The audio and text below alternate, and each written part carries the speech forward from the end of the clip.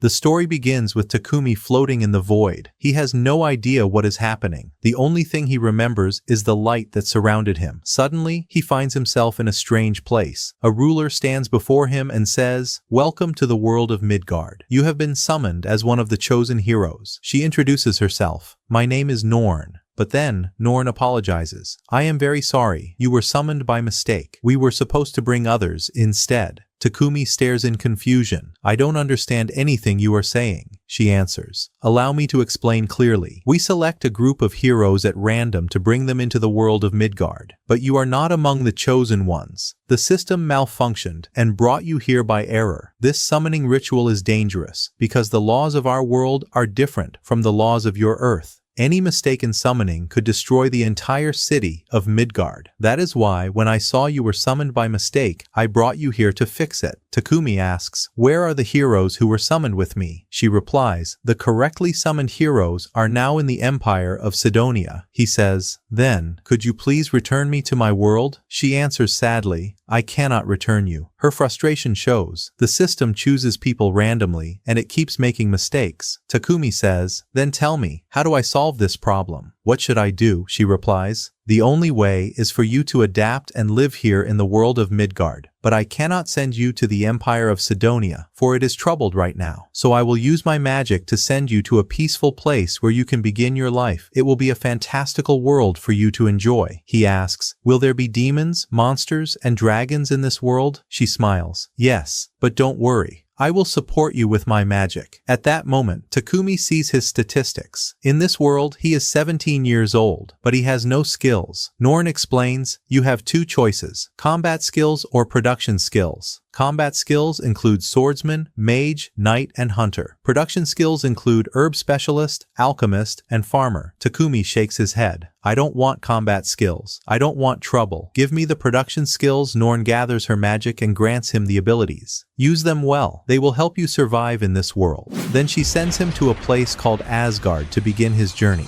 When Takumi arrives in the new world, he looks into the water. His appearance has completely changed. He opens the bag he carries. Inside, he finds tools, a knife, food, and some money to buy what he needs. He checks his abilities. He is still only level 1, but he now has skills that can help him, skills given by Norn as an apology for the summoning mistake. Takumi whispers, "Let me try these powers." He tests fire magic but hesitates, afraid of setting the forest ablaze. So he tries water magic, then wind, then stone orbs. His eyes light up with joy. These new skills make him feel alive. The woman slowly revealed her face and introduced herself. "I am the first empress of the Empire of Sidonia. My name is Elizabeth." The young girl among them kept staring at Elizabeth, her eyes trembling with fear. Suddenly, a notification appeared. She had gained a new skill, Revelation. Looking straight at the empress, she muttered nervously, "She's dangerous. We can't trust her." The scene shifts back to Takumi, who had just arrived at the village of Berg. The villagers welcomed him warmly, thanking him for saving their daughter. "You are a kind man,"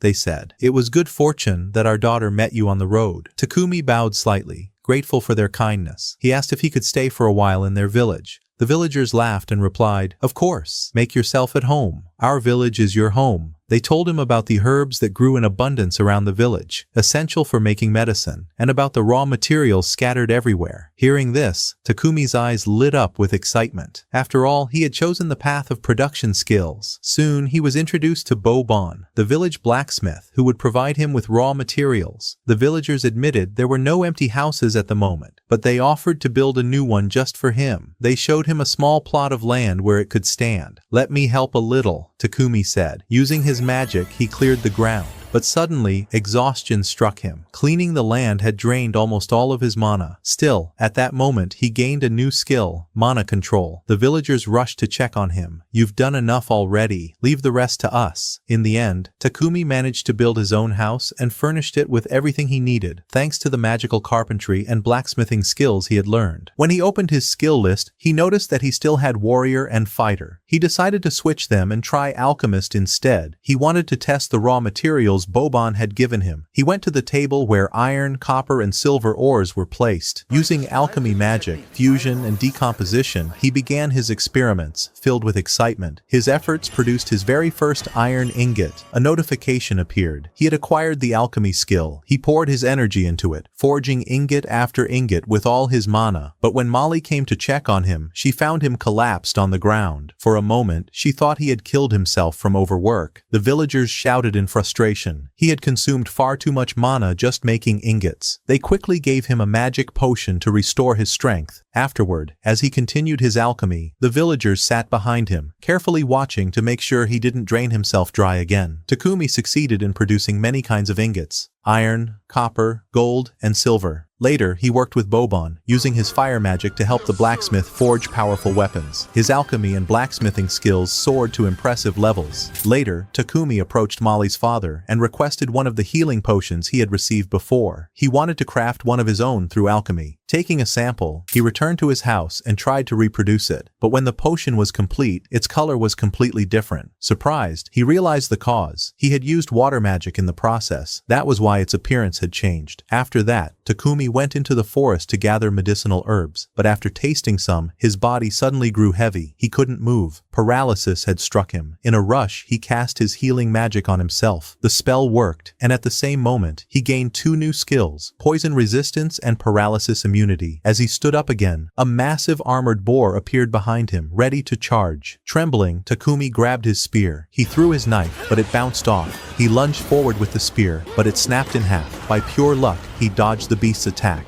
There's no other choice. I'll try my magic. He unleashed water magic, then wind, then his powerful stone spell, yet none of it harmed the monster. Then came an even greater shock. Behind him, a venomous spider appeared. Takumi froze. I'm surrounded. Is this where I die? But the spider looked wounded. The armored boar roared and lunged at him, but in that instant, the spider leapt onto the beast's face, shielding Takumi from the blow. The boar threw the spider off violently and turned back toward Takumi. With no options left, Takumi activated his alchemy skill. The boar leapt once more. Takumi shot into the air, casting Decompose on its body. In an instant, the armored beast collapsed. Panting, he whispered, "I'm still alive?" He rushed to the spider and healed its wounds with magic. A notification appeared. He had gained the skill Taming. At once, he felt the spider's emotions. It had grown attached to him, wanting to stay by his side. A voice echoed in his mind. "Take me with you, Takumi. I really like you." On its back was a marking that looked like a leaf. Takumi smiled. "I'll give you a fitting name. From the leaf on your back, I'll call you Kaide." The spider seemed pleased. Suddenly, its body began to evolve, growing larger, its broken leg healing completely. When Takumi returned to the village, the people were stunned. He had slain the armored boar, and on his back was a giant spider. "You brought back a venomous spider? Aren't you afraid of it?" they asked. "Calm down," Takumi replied. "This spider is kind. I tamed it with magic. It's my companion now. This is the first time anyone in our village has used taming magic," the villagers said in awe.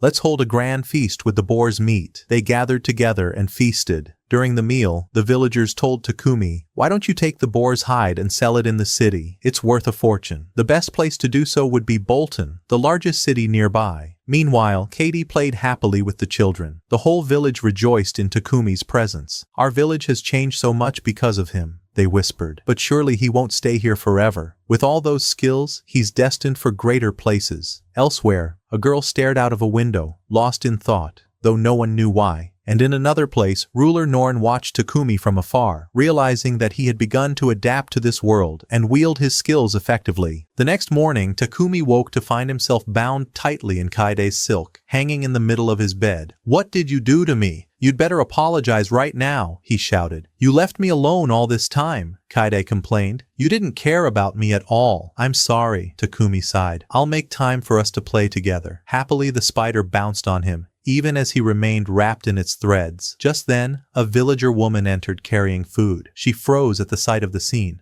Flustered, Takumi exclaimed, "Don't misunderstand. We were only playing." Later, the villagers wove Kaide's silk into clothing. Clothes made from spider silk sell for a fortune, they told Takumi. Only nobles in the city can afford them. Soon they were collecting more silk to produce fine garments. Takumi tried to warn them. You can't communicate with him. He won't understand you. But to his surprise, Kaidi understood perfectly, giving the villagers all the silk they asked for. When Takumi later invited him to play, the spider turned his back and said coldly, "I'm busy right now. I have work to do later." Takumi went to see the blacksmith Bobon, who had crafted sturdy armor for him to wear whenever he ventured into the forest. Some of the villagers told him, "If you truly wish to pursue the path of production, our village will not be enough for you. Resources here are scarce. You must head to the city, where opportunities are greater. Next week, a great merchant from Bolton will arrive. We will have him take you there." As Takumi left, he ran into a young woman named Martha, carrying spoiled rabbit meat on her way to throw it away. Quickly, Takumi cast his purification magic, cleansing the meat of parasites and rot, restoring it to edible condition. Martha gasped. You have purification magic? Anyone with that ability can earn a fortune, but don't tell anyone about this skill when you reach the city, or they will try to exploit you." Before departing, Takumi raised a protective barrier around the entire village, ensuring safety from any monster attacks. When the merchant Papek finally arrived, he was stunned to see such a massive wall guarding the small settlement. The villagers introduced them. "This is the man who will take you to Bolton." Before leaving, Takumi handed the villagers healing potions he had brewed himself. "I've made 100 of these for you.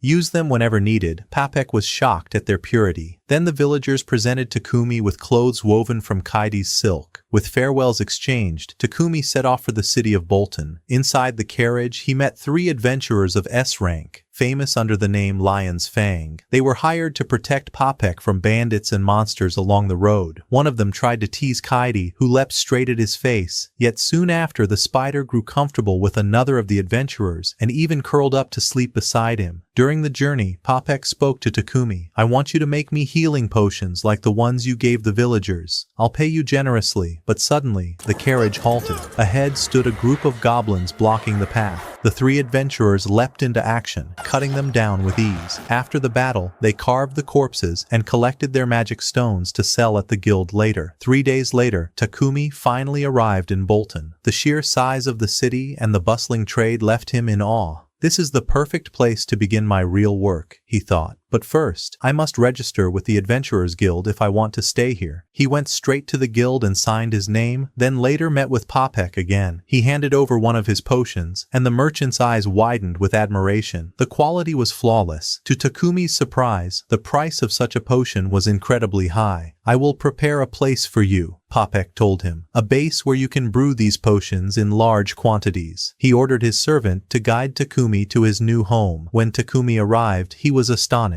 The house was huge, yet the rent was cheap. "Are you sure this place isn't haunted? Is that why you're giving it to me so cheaply?" he asked half-jokingly. Next to the house, he found a small workshop. He smiled. "This is the perfect place for me to work." As he walked with Papek's servant through the streets, a foul stench filled the air. Takumi covered his nose. The servant explained, "The city's sewers are completely broken. The nobles only use purification magic on their mansions. They don't care about the rest of the city." Takumi frowned. "So that's it. I could use purification to fix the sewers." The idea struck him suddenly. His first thought was to create something simple, a toilet base. Gathering his magic, he combined fire and light spells and forged his very first toilet. The effort drained all his mana, but at last, he carried it back and installed it in his new home. While Takumi was at home, he suddenly heard Papek screaming. Rushing to the door, he found Kaidi had wrapped the merchant tightly in silk and pinned him against the entrance. After freeing him, Papek asked to use the restroom, only to be stunned by the strange new fixture inside. "What is this?" he asked in shock. Takumi explained calmly, "It's a purifying toilet. When you use it, magical devices inside break down waste and prevent the foul stench that plagues this city." Papek was astonished. "You mean you used light magic to build this? Incredible. I want 100 of these. No, more. I'll trade them and make a fortune." Takumi hesitated. "But how can I possibly craft 100 of them all by myself? I live alone in this house with no one to help me." "Then the answer is simple," Papek said. "Hire servants. Let them handle housework while you focus on production." At that moment, a message arrived from the Adventurers Guild. If Takumi didn't complete a quest within a month, he would be expelled. He groaned. "How am I supposed to handle guild quests and mass production at the same time, all by myself?" Papek crossed his arms. You've no choice. You need a servant. He took Takumi to a company known as Mulan, which specialized in trading servants. As they walked through the garden, an elf girl sneered at him, clearly unimpressed. Get lost, boy. Go back to your home. Soon after, they met Mulan, the head of the company. Papek explained that Takumi was searching for a servant. We currently have 100, said Mulan, but there are conditions. The master must protect them, provide shelter, and pay for their food and drink. Our servants are divided into 2 types: household servants, often orphans with no family, who handle cooking and cleaning, and combat servants taken as prisoners of war, trained to fight alongside their masters on guild missions. Takumi read the terms and nodded. I only need 1 servant to handle my household duties, but it wouldn't hurt if that servant had some combat ability, just in case. In that case, you actually need 2. Mulan smirked. She then summoned a young girl. This is Maria. She'll help you with housework. She's an orphan, simple and kind, with no other role but to serve. Takumi looked at her skeptically. Can you handle cleaning a house as large as mine? It has more than 5 rooms. With a firm nod, Maria replied, I may be young, but I'm strong and capable. I can manage it. Just don't expect me to do anything improper. Mulan sighed. Unfortunately, we don't have any combat servants available right now. But Maria cut in quickly. What about Sophia? She could help him. Mulan frowned. Sophia? She's injured, unstable, and far too troubled to serve anyone properly. Still, Takumi's intuition spoke to him. I want to see her. I have a feeling she's the one I'm looking for. They led him to Sophia's room. To his surprise, she was the same elf girl he had seen earlier in the garden. She told him she had been a prisoner for 50 years. Her left ear was gone, one arm hung limp and useless, and her magic had been sealed. Takumi asked to speak with her privately. Activating his appraisal, he discovered astonishingly high stats, but all suppressed by a powerful curse, the cause of her ailments and weakness. He clenched his fists. I'll take her. If I refine my healing magic, I can mend her injuries and lift the curse. I'll help her reclaim her full strength. He turned to Mulan. Prepare the contract. Her lips curved into a smile. Finally rid of the troublesome elf, she began chanting the spell that bound Takumi with both Sophia and Maria. After returning home, Katie suddenly leapt onto Takumi, knocking him down to the floor with a heavy thud. Sophia and Maria both collided with each other in panic, thinking it was a wild monster attacking him. But Takumi quickly calmed them. Don't be afraid. He's my friend. He won't harm anyone. He then guided each girl to her own room. Both were stunned, unable to believe that each of them would have a separate room of her own. In the bath, Maria was radiant with joy. To her, serving Takumi felt like an honor. Sophia, on the other hand, was filled with unease and confusion. She couldn't understand why Takumi had chosen to make a contract with her and bring her into his home to serve him, despite her injuries and sealed magic. When dinner time arrived, Maria was shocked to find that Takumi himself had cooked the meal on their first night. Upset, she said, "Then there's no need for me here. What's the point if you do everything yourself? Please, don't ever do this again." Takumi smiled gently. "It's only for tonight, to welcome you both. After this, do as you wish." Sophia's surprise deepened when he invited them to sit with him at the same table. "I'm not complicated," Takumi said. "There's no difference between master and servant. The age of slavery is over."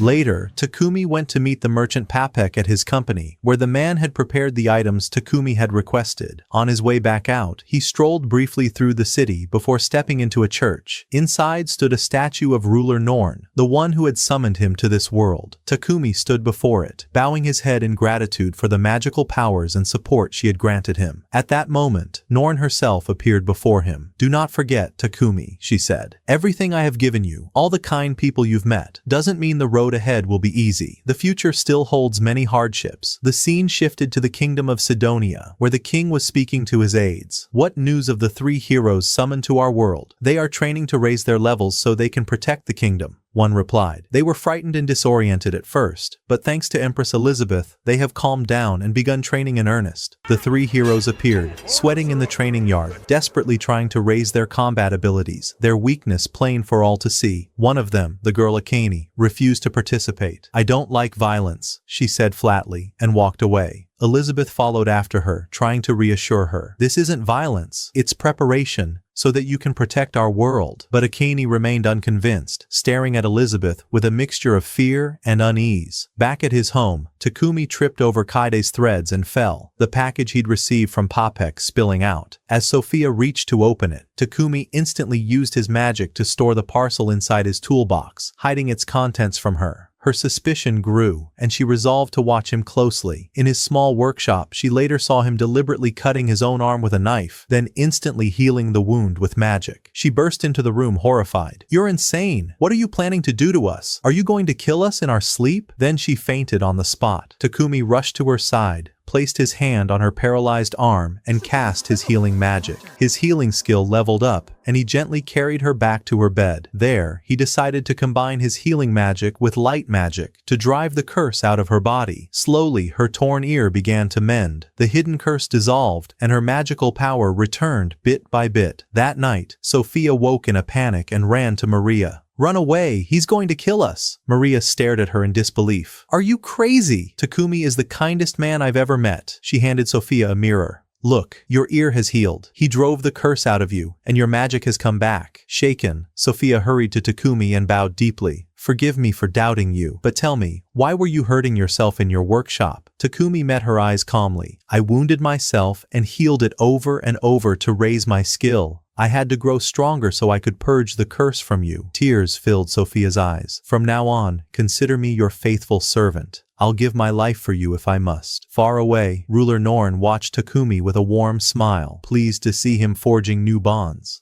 Later, we find Takumi in the library, poring over books of alchemy to sharpen his skills. To his surprise, he discovered that the art was far simpler than he had imagined, thanks to the immense magical support granted to him by Ruler Norn when he was first summoned into this world. The next morning, while he was eating breakfast, Maria smiled and teased him. "The way you and Sophia looked together last night, it was just like a prince and a princess." After finishing their meal, Takumi, Sophia, and Maria busied themselves polishing the toilets Takumi had crafted, yet the flood of orders kept them working endlessly. At last, Takumi sighed, exhausted. "Enough toilet making. I'm sick of it. Let's take a trip into the forest." He thought of bringing Sophia along in case they encountered monsters, but Maria's eyes welled with tears, and she cried out, "So you'll just leave me here like one of your toilets? Please take me with you too." Takumi hesitated. "But you don't have any combat skills." When he checked her stats with appraisal, however, he found they weren't bad at all. She actually had potential. Sophia stepped in with confidence. "If her stats are decent, then I'll train her myself until she improves." Takumi led them to his workshop and asked, "What weapons would you prefer to use?" Sophia answered first, "I'd like a sword or a strong spear." Maria added shyly, "I've trained a little with smaller weapons, like knives." At once Takumi infused steel with light magic, forging powerful weapons for them. As he worked, Sophia began drilling Maria in basic weapon handling and combat. Though crafting consumed vast amounts of his mana, Takumi felt deeply satisfied, especially after enchanting the weapons to further strengthen them. And he didn't stop there. He went on to forge sturdy armor for their protection, then gifted each of them a ring imbued with mana, allowing them to channel magic more easily. With preparations complete, the three of them headed for the Adventurers Guild, determined to take on their first mission in the forest. As they browsed the quest board, the usual trouble began. Arrogant adventurers swaggered over, harassing Sophia and Maria. Takumi stepped forward to defend them, though his heart trembled as a massive man with a bulging gut loomed over him and sneered, "Get out of here, brat, before I crush you with my belly." When the man swung at him, Takumi activated body reinforcement, hardening his body like steel. The blow landed with a crack, not on Takumi, but on the man's own arm, which broke under the impact. A tense silence fell until the guildmaster, Gaba, barked sternly, "Fighting inside the guild is strictly forbidden." He was about to punish Takumi when a guild clerk stepped forward. "I saw everything." The large man attacked first. Takumi only defended himself. The crowd was left speechless. Takumi had effortlessly withstood a crushing blow from a high-ranked adventurer. Even Gaba's eyes narrowed with intrigue. "You possess great power and magic, that much is clear," the guildmaster said gravely. "But I cannot raise your rank until you prove yourself. You'll be tested first, with a simple quest." And so, with their first official mission in hand, Takumi, Sophia, and Maria set off together into the unknown. After that, we find Takumi in the forest, where he and his companions encountered a band of goblins. They dispatched them with ease.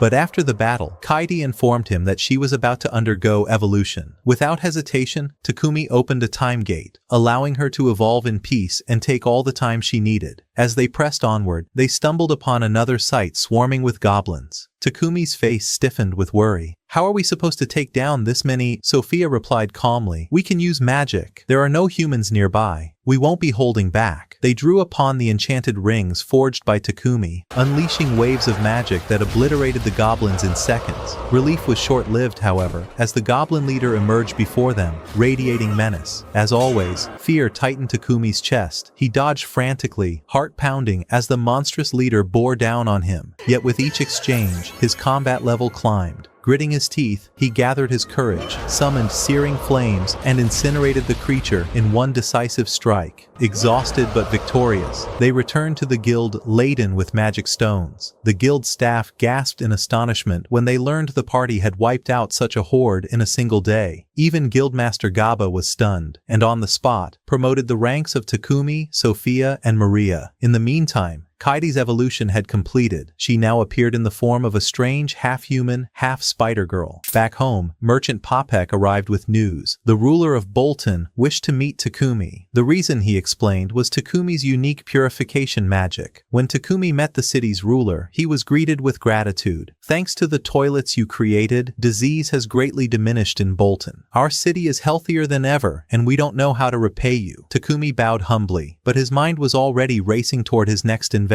Soon after, he unveiled a new creation. The magical refrigerator. When the first prototype was opened, a blast of cold air made the onlookers shiver. This will keep food fresh for long periods, Takumi explained. He had combined iron, nickel, and chrome through alchemy, then embedded an artifact infused with ice magic to power the cooling. As always, he handed samples to Popek, confident they would fetch a handsome profit. With his sights set on strengthening their combat gear, Takumi sought rare materials. At the guild, clerk Hans explained, no blacksmith in Bolton can handle such ores. They can only be found in a distant mining city, Hras in northern Barcola Kingdom. But you can't enter the mines unless you're in the blacksmith guild. The only way is to join as a protector, clear out the monsters while blacksmiths dig. The idea intrigued Takumi, and he agreed. Yet before he could set out, Guildmaster Gaba summoned him again. I have another task for you. We're facing a shortage of Trent wood. Most adventurers ignore it in favor of hunting buffalo, so supplies are scarce. Since you're strong and skilled with magic, I want you to gather some along the way to Hras. Also, there's a blacksmith who needs escorting there. You'll act as his personal guard. The guildmaster smiled knowingly. I trust you can handle all of these tasks at once. Succeed, and I'll raise your rank further, along with your companions. Takumi accepted, asking, how long will the journey to Hras take? By normal horse, a week. With a wild steed, 4 days. Naturally, Takumi chose the wild steed. But adventurer Ryo, who had once guarded Popek, intervened. We've already taken the carriage with the wild horse. It won't be free anytime soon. Rather than be annoyed, Takumi welcomed him warmly, even inviting Riel back to his home as a guest. Later, when Takumi met Popek again, the merchant beamed at the refrigerator. I want another one, this time for the king himself. I'm certain he'll be thrilled. And from afar, Sophia gazed out the window, unease etched across her face. He's late. We should never have let him go alone. As Takumi walked alongside Riel on their way back home, Riel suddenly felt a powerful presence watching them. Moments later, a masked figure appeared before them. Since Riel was unarmed at that moment, he turned to Takumi in alarm and said, we need to run, now. But before they could move, the masked figure rushed forward, kicking Riel hard to the ground. The mask fell away, revealing it to be Sophia, who had mistaken Riel for an enemy who had abducted Takumi. She prepared to strike him down, but Takumi stepped forward in exasperation. What on earth are you doing, Sophia? Realizing her mistake, Sophia immediately apologized when she understood that Riel was his ally. Later, Riel accompanied them to the house, where his eyes widened in disbelief at the sight of Kaide, the spider who had evolved into a beautiful, half-human, half-spider girl. His shock quickly turned into frustration when he realized that Takumi lived surrounded by 3 girls, while he himself, despite all his efforts, had never been noticed by any woman. Even when he tried to strike up a conversation with Sophia and Maria, they brushed him off, choosing instead to stay close to Takumi. Determined to prepare for the journey ahead, Takumi began crafting new weapons. Before him lay a massive weapon that he attempted to split into 2, but the weapon resisted his magic, draining a vast amount of mana from him. After repeated exhausting attempts, he finally succeeded in dividing it. The next morning, he met with the merchant Papek to finalize preparations. Papek informed him that the one he was to guard on the way to Horus was waiting inside the carriage, a blacksmith named DubbedAnime seated quietly within. And so, Takumi's new journey began. Meanwhile, alarming reports reached the guild. The monsters within the forests had grown far more ferocious and dangerous. Concern spread among the guild staff, fearing that Takumi might encounter evolved beasts beyond his ability to handle. At the same time, Papek was meeting with a high-ranking official who told him, "Word has reached Sidonia. They've learned that someone wields light magic, and now they've set their sights on him. They want him, no matter the cost." The scene then shifted to Sidonia, where the summoned heroes continued their intense training, striving to grow stronger. Meanwhile, Takumi had entered the forest to collect the rare Trent wood. He told DubbedAnime that he had prepared a protective ward to shield him should monsters appear. As they ventured deeper, Takumi asked Sophia, "How can we tell the difference between a normal tree and a Trent?" She answered, "They look nearly identical. But if you use your sense magic, you'll be able to discern the difference." Concentrating, Takumi soon discovered a disguised Trent and lunged to cut it down.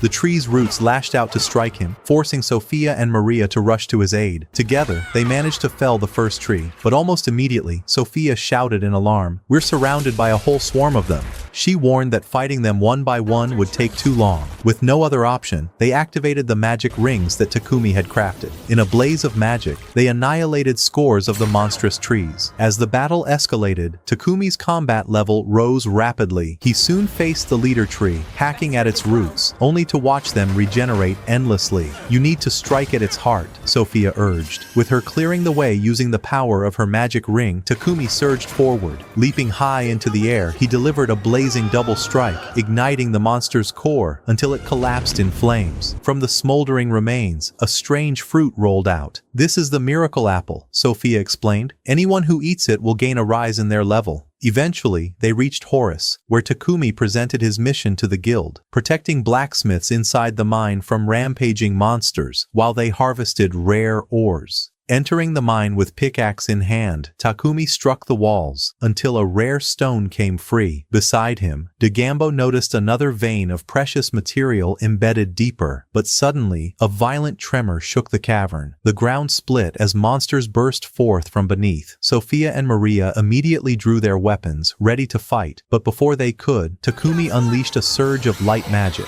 The radiance engulfed the cave, blinding and stunning the monsters. Seizing the chance, Sophia cut them down with her blade. Staring in disbelief, DubbedAnime exclaimed, "How did you manage that?" "It's simple," Takumi replied calmly. "These monsters live underground, which means they despise the light. I only needed to exploit their weakness." Though Maria grumbled about the long hours they had spent in the mine, Takumi pressed on until they returned at last to Bolton. There, he went to DubbedAnime's workshop, where he learned the fundamentals of forging and fusion. Using the rare materials they had gathered, he crafted powerful weapons and armor. For himself, he created an enchanted battlesuit that granted him immense speed. Though the first time he tried it, he lost control and crashed straight into a wall. He also forged sturdy spears for Sophia and Maria, empowering them further in combat. In gratitude, Sophia turned to him with earnest eyes. "From this day forward, I will protect you with my life. If danger comes, I will gladly lay down everything for you." From afar, Norn watched silently, her face softened with satisfaction as she saw Takumi's steady growth. Yet her expression darkened when she glimpsed two of the other summoned heroes, blades dripping with blood. And in Sidonia, Elizabeth stood beside the king and declared, "The heroes are now ready for battle." The king's eyes shone with fervor as he addressed them. "Prepare yourselves, heroes. I place the fate of our empire in your hands." We then shift to the kingdom of Barcola, to which the city of Bolton belongs. There, a delegate from the kingdom of Sidonia requested that the king hand over Takumi, the one who possessed the power of light magic. "We want that boy," he declared, "the one who used his magic to cleanse your sewers and made your city free of disease. The power of light magic he wields is not his own. It was granted to him by the king of magic in our church." But the king of the kingdom of Barcola firmly refused to surrender Takumi or provide any information about him. The envoy from Sidonia grew furious. "Then we shall withdraw all of our magicians from your lands and bring them back to our own." He spat angrily. Meanwhile, Takumi sat with Papek, who told him, "You will accompany me to meet the king of Barcola. And since I am a businessman who never misses an opportunity, I want you to craft a bath and a refrigerator for me. We shall bring them as gifts, and perhaps gain something valuable in return." Takumi discussed the matter with Sophia and Maria. "I cannot refuse this visit. After all, the king shielded me from Sidonia and refused to betray my secret. But before our journey, I asked Papek to gather for me magic stones imbued with darkness. I will use them to craft cloaks for you, cloaks that will conceal and protect you along the way." Later, Maria and Sophia went shopping to prepare food for the journey. As they walked, Maria noticed how Sophia could not stop speaking about Takumi, how he risked his life for them and cared so deeply. In that moment, Maria realized the truth. Sophia's heart had fallen for him completely. At the church, Takumi went to meet Norn, the ruler who had summoned him into this world. She appeared before him and teased, "So, you've come to visit me empty-handed? No gift." Takumi smiled. "Next time, I promise I'll bring you whatever you desire. But tell me, what exactly does Sidonia want from me? And what of the heroes that were summoned?" Norn answered calmly, "I meddled with time itself and summoned you a full year before them." Takumi's eyes widened. "They haven't arrived in this world yet?" "Not for a few more months," she replied. "Then why summon me ahead of them?" he pressed. With a mysterious smile, she said, "No need for so many questions. You'll understand in time. But next time, don't dare come without a gift." When Takumi awoke from the vision, he was puzzled by her refusal to explain further. Still, he told himself, in time, all will be clear. And truthfully, I have no intention of meeting those heroes anyway. Back at home, Takumi had finished crafting elegant cloaks. Their purpose was simple: to hide their presence and protect them from harassment once they reached the kingdom. "I'm thinking of building a carriage of our own instead of renting one," he told them. "But the problem lies in the horse to pull it." "Where will we find one?" Maria answered. "The forest near Bolton is filled with beasts,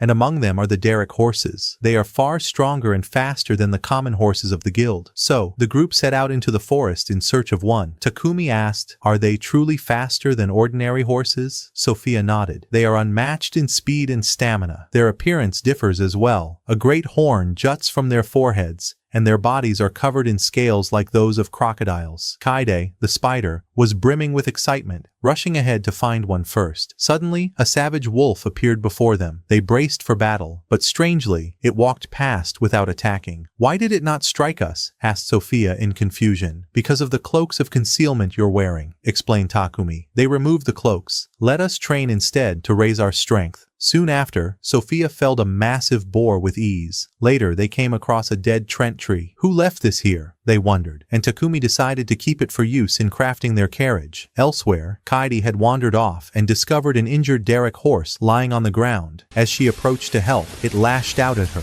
but she dodged nimbly. "Calm yourself, you fool. I'm trying to help you," she cried. Her thoughts flashed back to when she herself had been a wounded spider, saved and healed by Takumi. But soon, two monstrous ants appeared behind her. "So, you're the ones who hurt him," she hissed, binding them with her threads. The horse unleashed a strike of thunderous power and slew them. Yet within moments, swarms of monstrous ants surrounded them. Katie hastily wove a barrier of webs, shielding herself and the horse. "My master will come. Don't be afraid," she shouted. But the ants crawled over her threads, gnawing through them. Exhaustion weighed heavily on her body. Doubt crept into her heart. "He's forgotten me, abandoned me. This is the end." Then suddenly, Takumi appeared at her side, laying a hand on her gently. "I'm sorry I was late." Tears streamed down Kaide's face as she sobbed. You really came to save me." "We felt your mana vanish suddenly," explained Takumi. "So we followed the trail straight to you." She turned to the horse. "Please, save him. He's dying." Takumi stepped forward to heal it, but the beast pushed him back, unwilling to trust. Sophia sensed danger approaching. "Stronger monsters are coming. We must leave at once." So Takumi transported Kaide and the horse into his dimensional space, but housing such a powerful creature there drained his mana rapidly. He collapsed, fainting on the spot. No matter what they tried, he would not awaken. At that moment, Sophia clasped his hand and said to Kaide, "The horse is draining his power because it doesn't trust him. Create a barrier of webs. Make it feel secure. Once he wakes, he'll be able to heal it." When Takumi finally opened his eyes, he found Sophia sleeping by his side, still holding his hand. Summoning his strength, He released them from the dimensional space and approached the horse once more. "Calm yourself," urged Kaide. "This is my master. As he healed us before, he will heal you too." First, Takumi used taming magic to bond with the beast. Once its heart yielded, he unleashed swift healing magic upon it. Wounds closed, scars vanished, and the horse stood tall once again, restored to its full might. Smiling, Takumi said, "From now on your name shall be Camellia." And thus the mighty Derek horse joined them as the newest member of their party. After that, the scene shifts to one of the servant companies, where a young girl named Reva offered herself to a new master, hoping to be hired as a maid. But when he asked if she could use magic formulas, she admitted she was still learning. Disappointed, he walked away. He had no intention of training anyone, and he needed someone already proficient. Reva lowered her head, heartbroken, but the company owner tried to comfort her. "Don't be sad. One day, someone will come who truly needs you." She returned to her room with tears in her eyes. There, we learn she had left her mother and little brother behind in order to search for work. Before leaving, she had asked her brother to take care of their mother, promising, "I'll send you plenty of money." On the other side, Takumi had just finished building his magical bathrooms and faucets. This time, he decided to craft a carriage for his own travels, and he enlisted the blacksmith Digambo to help forge new horseshoes for his companion, Camellia. While heading to the guild, Takumi overheard an adventurer speaking with the guild master about a strange monster spotted in the forest. A rough sketch was shown, but no one could identify the creature. When they turned to Takumi and asked why he had come, he replied casually, "I came to register my pet horse." The moment he summoned Camellia, everyone froze. The so-called monster was standing right before their eyes. Shock and anger filled the guildmaster's face, nearly driving him to strike Takumi. Meanwhile, in the market, Maria and Sophia were worried. "We can't leave Takumi working alone every single day. He'll collapse if this continues." When they visited Digambo's workshop, they found Takumi slumped over in exhaustion. The blacksmith explained, "He's been awake all night, pouring everything into that carriage." At last, Takumi completed it. Overjoyed, he called for Kaide and Camellia to prepare for the test run. Suddenly, Maria and Sophia stepped out from inside the carriage, astonished. It wasn't just a vehicle. Inside, it was a fully furnished home, thanks to Takumi's spatial expansion magic. Camellia pulled the carriage with incredible speed, his magical power rising as he ran. Maria clapped her hands with excitement. "Why don't we add magical lanterns around the carriage? It would look so much cooler." As usual, the merchant Popek appeared right on cue, eyes glittering. "I want one exactly like this. Name your price. I'll pay it." Even the city governor was impressed. "I'll give you 100 platinum coins for one." Takumi did the math quickly. 100 platinum coins amounted to a full billion yen. Their journey to the royal capital began. Along the way, the governor warned, "Takumi is famous now, and that makes him a target.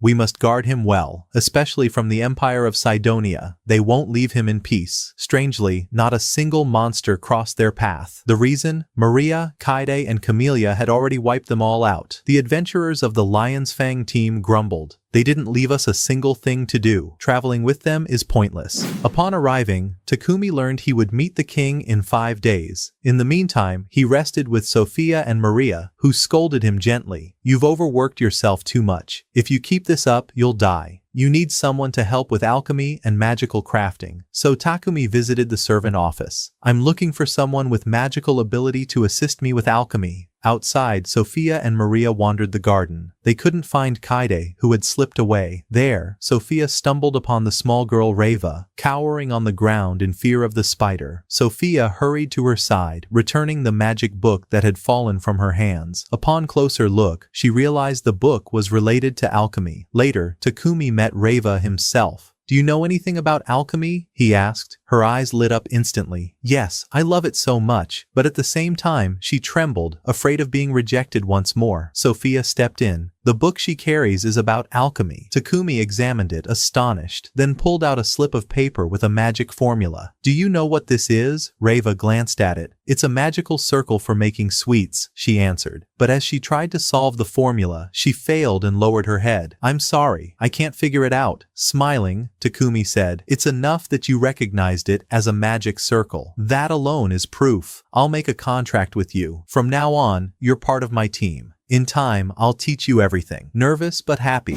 Reva followed him and was introduced to his companions, though she was clearly intimidated by them. Far away in Sidonia, the king seethed with anger. We'll make Barcola pay for refusing to hand over Takumi. But his daughter intervened. Wait, father. Let the summoned heroes finish their training first. The next day, Takumi was busy crafting another carriage. This time for the king. Reva watched in awe, her heart pounding as she saw how he worked with magical tools and rare materials. One day, she whispered to herself, I'll be like him. When the carriage was complete, Takumi stood waiting. The governor of Barcola approached, marveling. What a marvelous carriage. Yes, said Takumi proudly. I built it for the king. A voice answered, calm yet powerful. Your skills exceed everything I was told. Takumi froze. The man before him was none other than the king himself. He hadn't even realized it until Popek and the city governor bowed in respect. Stunned, Takumi thought, the king came here, to me, without summoning me to his castle? The king chuckled warmly. I dislike excessive formality. I wanted to meet the alchemist Takumi personally. Then, with a smile, he handed him a generous reward for the magical tools that had purified the city's sewers. After Takumi departed, the king gathered his aides and spoke in a solemn tone. Every piece of information you have learned about Takumi must remain in strict secrecy. The more famous he becomes, the greater the danger that will befall him. At that time, Takumi finally purchased the mansion he had been renting from Popek, paying off its full price. We then shift our gaze to the kingdom of Sidonia, where the spies of the kingdom had succeeded in stealing the purification tools Takumi once used to cleanse the city sewers. It was clear that the Church of Light was behind this act. They were furious. Someone had taken their livelihood without offering them a single coin in return. And when they discovered that the culprit was based in Bolton City, they began to devise a plan for revenge against the one who had stolen their profit. Meanwhile, Takumi escorted Reva to the guild to have her registered as a member of his party. The guild clerk asked him, do you not intend to choose a name for your team yet? Takumi replied with a frown. You mean something like that group calling themselves Lion's Fang? He clarified that he had no real interest in combat, for his true goal was to walk the path of an alchemist. At that moment, the guild master appeared, visibly displeased, and pressed him firmly. You must choose a name for your party, especially since yours is already considered one of the strongest within this guild. The guild master then took it upon himself to train Takumi personally. He pummeled him relentlessly, throwing him left and right, forcing him through grueling drills until Takumi's body hardened and his spirit endured. Only then did he demand that Takumi choose a proper name. Yet, being an alchemist who spent most of his days crafting baths and plumbing, Takumi, half in jest, half in stubbornness, decided to call his team the Faucets or the Toilets. He returned battered and bruised, barely able to stand. When Sophia saw him in that state, fury burned in her eyes. She even resolved to kill the guildmaster for daring to lay hands on Takumi. The scene then returns to Sidonia, where the summoned heroes had grown so powerful that they surpassed even their own teacher. But the third adventurer, Akame, noticed with unease that the boys had become arrogant, intoxicated with their strength. Puzzled by their sudden change, she decided to study the history of Sidonia, hoping to uncover the reason for their transformation. Back in Bolton, Takumi gifted Reva a magical ring, just as he had once given Sophia and Maria. This will help you control your magic, he told her with a gentle smile. He even crafted for her a wand carved from the wood of the Trent tree. Later, he returned to more brutal training under the guildmaster, who showed no mercy. You must strengthen your body, the guildmaster barked. You are full of weaknesses, and you must also choose a name worthy of your party. When Takumi visited the guild once more, the clerk approached him. What do you think of a new escort mission? The journey will take about 4 days. Takumi sighed. Am I the only one available for escort missions? Send Lion's Fang instead. But they told him that the other party was already engaged in another task. Thus, Takumi set out on the mission, accompanied by a companion whose destination was Kelbo City, a place famous for its cheese. Takumi's heart leapt with joy at the mention. Cheese, the very same delicacy he once enjoyed in his original world, existed here as well. On the road, they encountered a skirmish, a band of goblins clashing with wild wolves, but before either side could gain an edge, Camellia, his mighty steed, unleashed a thunderous strike that obliterated them all in an instant. When Takumi finally reached Kelbos, he tasted the cheese he had long craved. Yet his appetite did not stop there. He longed for rice and fish. To his delight, Sophia informed him that rice could be found back in Bolton. In that case, Takumi thought to himself, I truly have no need to return to my old world. Everything I desire exists here. Turning to Sophia, he asked softly. Don't you ever yearn for your former world? Sophia shook her head, her eyes tender. I have no desire to return. I am happy living by your side. I was like a caged bird, and now the cage has been opened, letting me soar into this new world. Moved by her words, Takumi smiled faintly. Since the conversation was tied to birds and wings, he declared, then I shall name our party Wings. But not just that. I will tie it to the name of Norn, the sorceress who summoned me here. From now on, we are Norn's Wings. 2 days after their return to Bolton and Takumi's mansion, the moment Takumi stepped inside, an uneasy feeling washed over him, as if something abnormal was lurking in the air. Suddenly, a paralyzing gas spread through every corner of the house. 2 masked figures appeared, restraining Sophia and Maria, holding them captive. One of the masked men charged at Takumi, aiming to kill him, but before he could strike, the spider Kaide rushed in, striking his hand and knocking the weapon away. Without hesitation, Takumi drove his fist into the man's stomach, sending him crashing to the ground.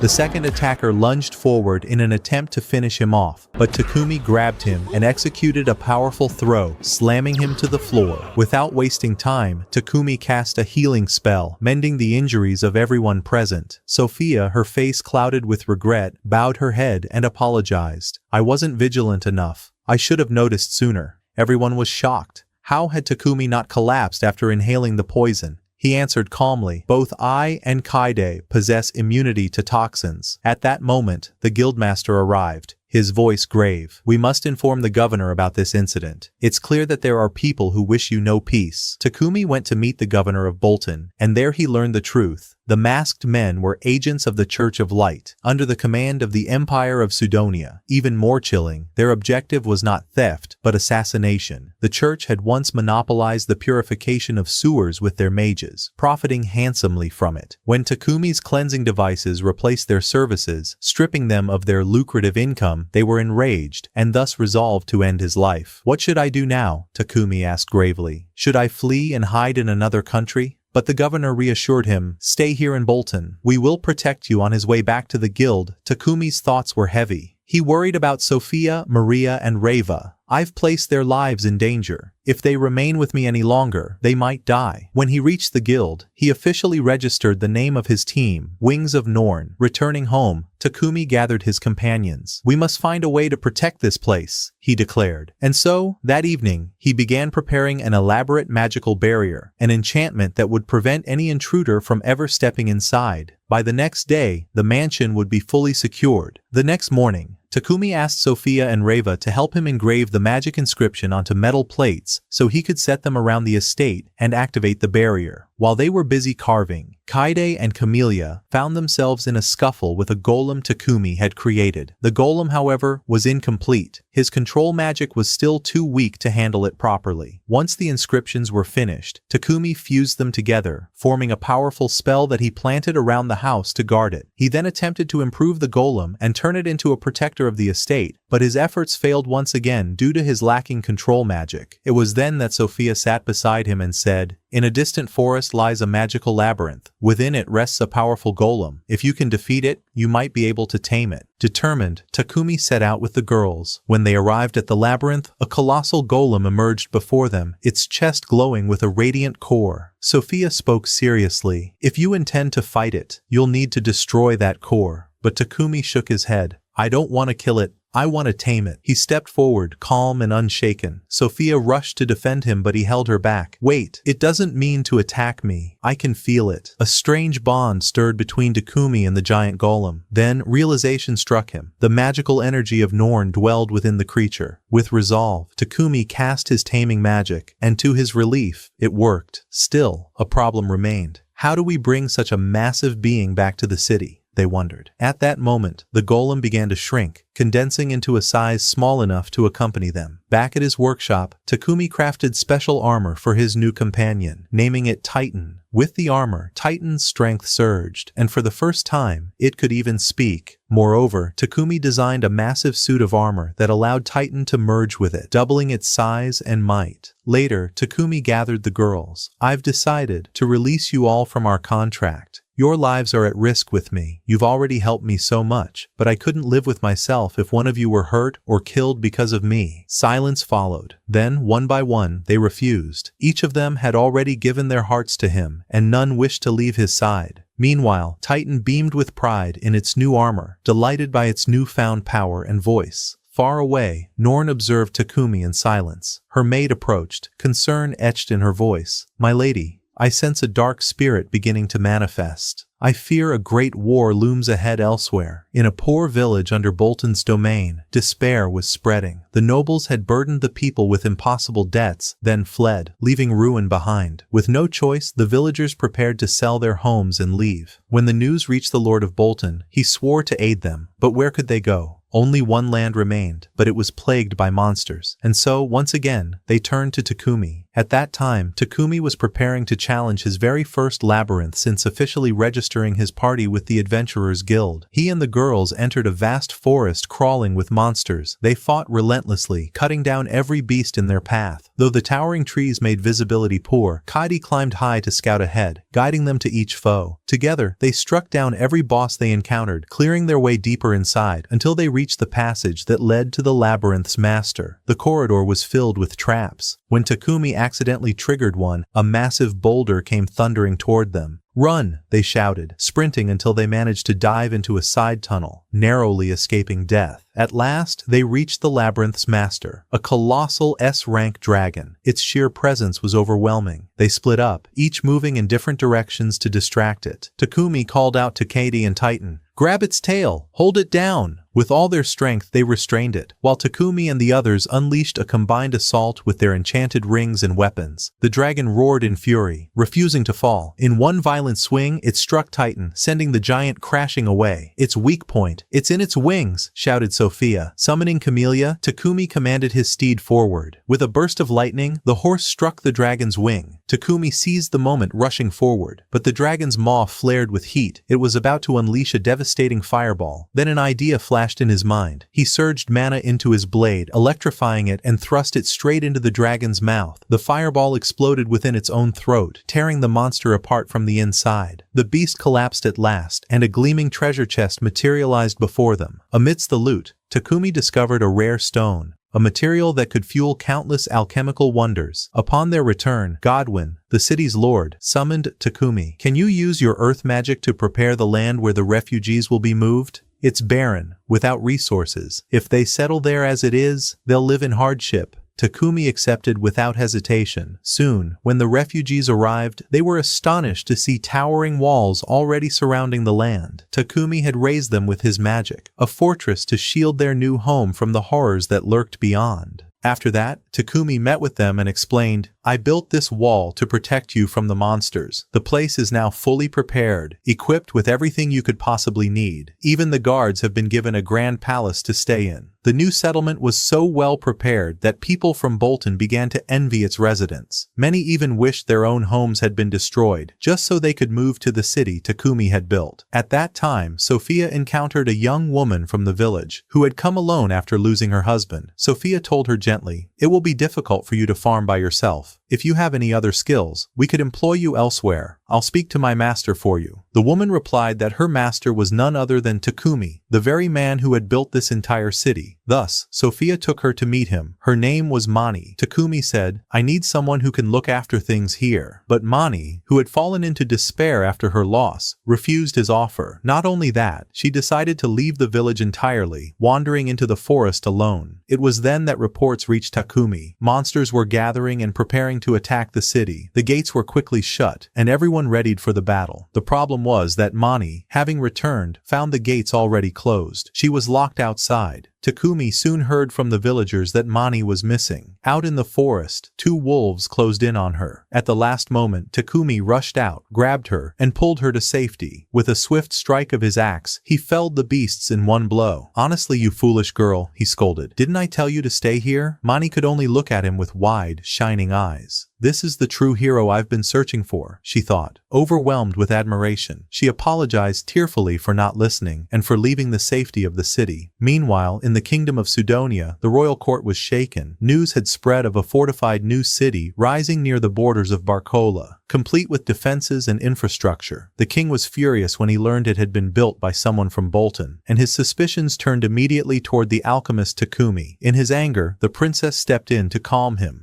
"Do not worry, father. Everything is under control. The summoning ritual is nearly complete." Suddenly, the magical energy of the ritual spread across the land in an overwhelming wave, so strong that even Takumi and all of his companions could feel it. Takumi froze as he remembered the words of Norn. "I meddled with time and summoned you 1 year before the others." He realized then that a full year had passed since his arrival in this world. In Sidonia, Elizabeth welcomed the newly summoned heroes. At the same time, Norn watched them from afar, her gaze filled with unease. Her maidservant remarked in shock, "They've already reached rank A? In such a short time?" Norn's lips pressed into a thin line. She could feel it. These heroes were preparing for something catastrophic. The heroes themselves were gathered before Elizabeth. She smiled at them proudly. "Now you are ready. It is time the world sees your strength." Their eyes blazed with excitement. "Do not worry, Elizabeth.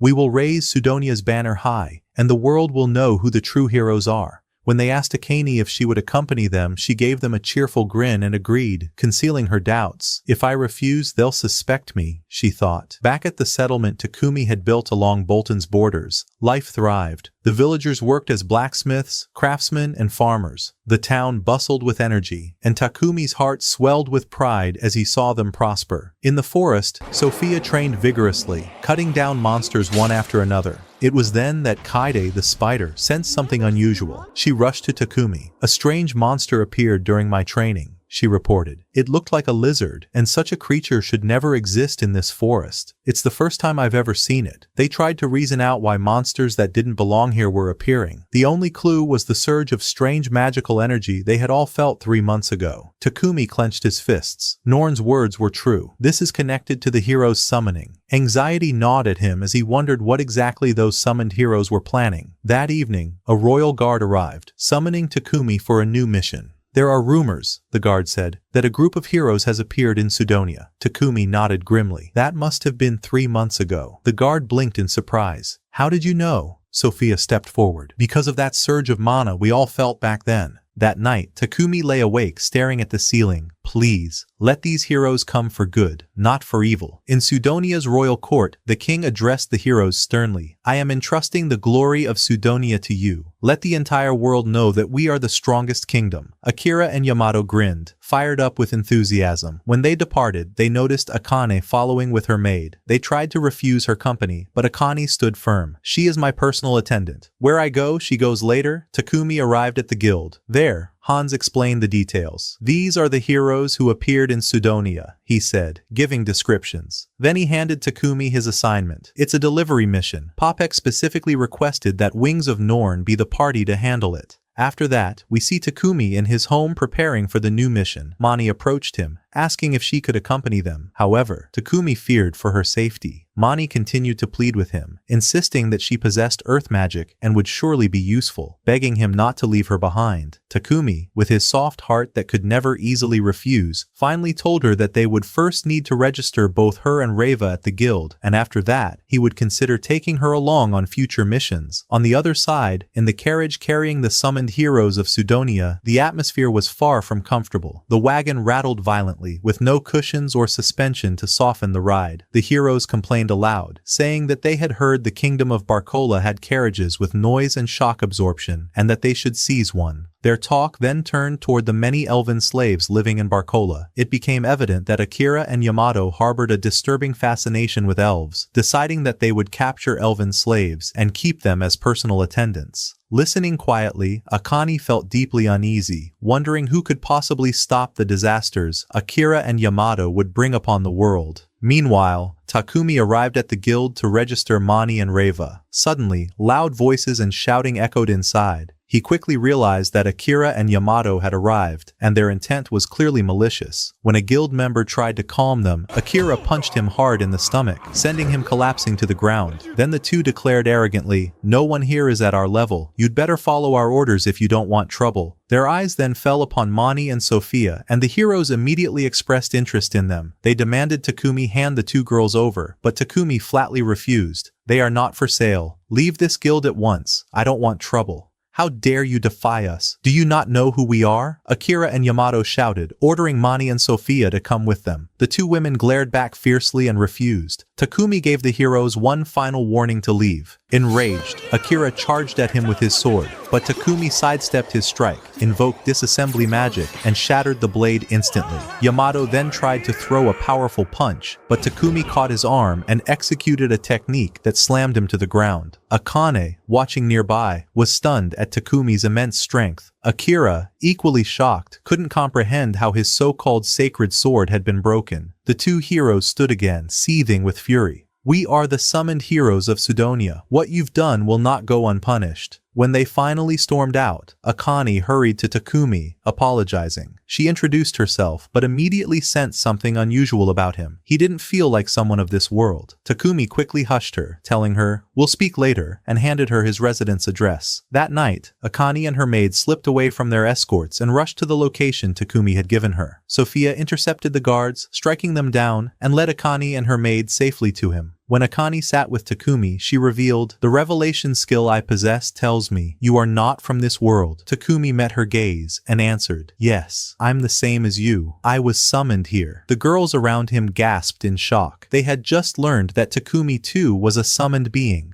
Just like the heroes of Sidonia, Takumi continued, "I'll tell you everything, but you must never speak of this to anyone." Everyone then learned the truth, that it was the legendary ruler, Norn, who had summoned Takumi to this world. Though people spoke of her as a mythical sovereign, no one had ever seen her. All of Takumi's powers were revealed to be gifts from her. He explained further, Norn had brought him here to oppose the calamity that Sidonia's empire planned to unleash. Akane then confided to him, "Akira and Yamato are preparing to wage wars against the neighboring cities of Sidonia's empire." Takumi shook his head. "They aren't strong enough to wage wars alone." But Akane explained, "They were kind when they first arrived here, but I am certain something was mixed into their food, something that altered their personalities. I always used purification magic and holy light on my meals, which is why I was unaffected." Finally, Akane moved closer to him. "Please, Takumi. Protect me and my maid. I'll do anything in return, but please, keep me safe." Being the kind-hearted man he was, Takumi agreed. Yet soon after, Akane asked her maid, Lulu, to leave, not wanting to endanger her.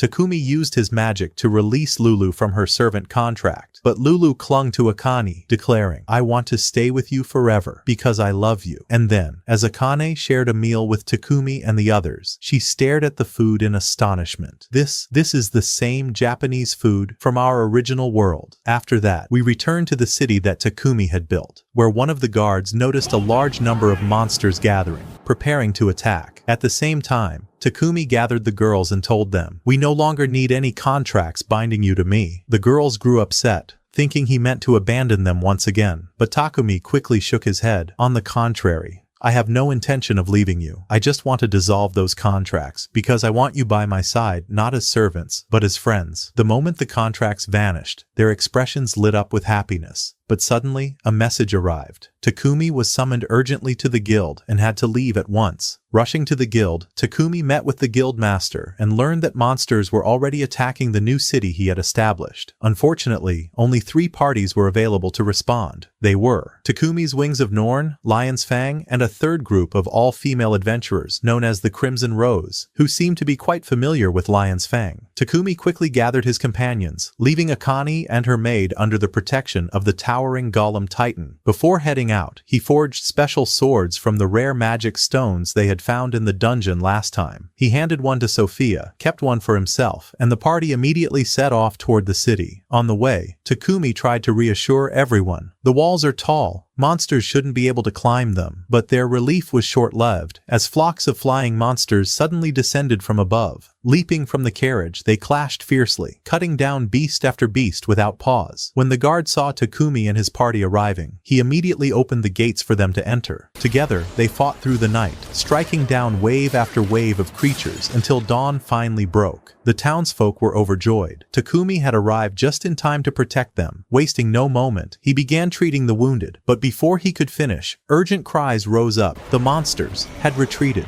Everyone was bewildered. The movements of the beasts had been far too organized, almost as if someone were commanding them. One of the guards explained that this had been happening for a while. Monsters would attack, then suddenly withdraw, only to return the next day. Takumi frowned deeply. The only explanation was that there was a leader hidden somewhere within the forest, directing their every move, and what unsettled them most was the timing. These attacks had begun roughly 3 months ago, the exact same period when that strange surge of mana had swept across the land, signaling the summoning of the heroes to Sudonia. The leader of the Crimson Rose turned to Takumi, her tone grim. The battle against the forest's monsters won't be easy. This is no ordinary threat. Meanwhile, in the kingdom of Sudonia, word reached the king that monsters had gone wild, attacking villages surrounding Barcola. Instead of alarm, he smirked with satisfaction. His daughter stepped forward, her eyes gleaming with ambition. We must seize this opportunity. While Barcola is occupied fighting the monsters, we should strike the surrounding villages and burn them all. The king nodded, finding her plan brilliant in its cruelty. And so he devised a truly sinister scheme, sending the summoned heroes to the towns neighboring Barcola to annihilate them. Back in the city once more, Takumi used the healing magic he had crafted, tending to every villager without leaving a single sick or weary person behind. This time, he resolved to gather his companions and venture into the forest themselves, determined to uncover the leader controlling the monsters. And so, they set out, only to be met head-on by beasts already preparing to attack. Another fierce battle broke out between the heroes and the monsters. Blades clashed, magic flared, and the sounds of roars filled the air. Sophia recklessly charged forward, trying to take them all down by herself. But just as before, the monsters suddenly began to retreat back into the forest. Then, a strange and terrifying roar echoed through the woods. Their eyes widened in horror as a massive lizard-like beast appeared, devouring the retreating monsters whole. It became clear this was the leader. The colossal lizard stepped forward, its body swelling larger with every creature it consumed.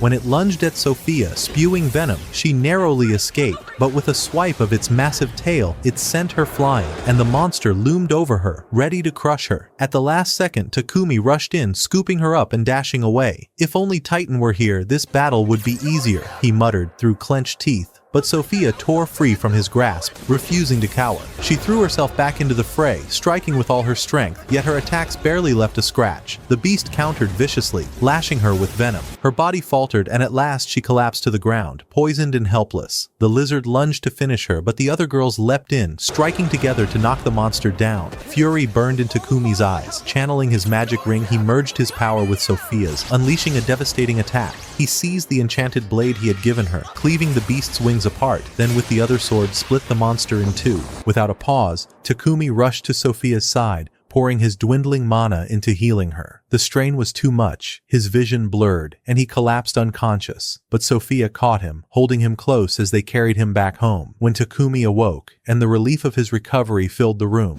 the scene shifted elsewhere. Akira and Yamato had reached a village near Barcola, slaughtering every last inhabitant. When the bloodshed ended, they held a twisted celebration of their victory over the forest's monsters. Meanwhile, under the quiet night sky, Takumi found himself speaking from the heart. He confessed his love to Sophia. Her cheeks flushed as she answered softly, "I want to stay by your side and never leave you." The next day, they met with the Lord of Barcola. Takumi requested that Akane remain with them for her own safety. The Lord agreed without hesitation. Then, his expression darkened as he revealed grim news. Akira and Yamato had massacred an entire village near Barcola. Hearing this, Akane lowered her head in grief. "If only I had been there, I might have stopped them from doing such things." Soon after, Norn summoned Takumi once again. "I know why you brought me into this world," Takumi said firmly. "It was so that I could stand against the crimes and disasters the summoned heroes would unleash the moment they arrived. And I swear, I'll protect the people of this world because I've come to love them dearly." And of course, he didn't forget the bag of sweets he had promised her in their last meeting. Norn smiled faintly. "Then show me, hero. Show me your resolve, and how you will overcome the coming darkness." Thus ended the first season of Takumi's tale. And judging from the way things were unfolding, the events of Season 2 promise to be truly legendary. If you're excited for what comes next, don't forget to like and subscribe so you can follow the events of Season 2 the moment it drops. Until then, see you later.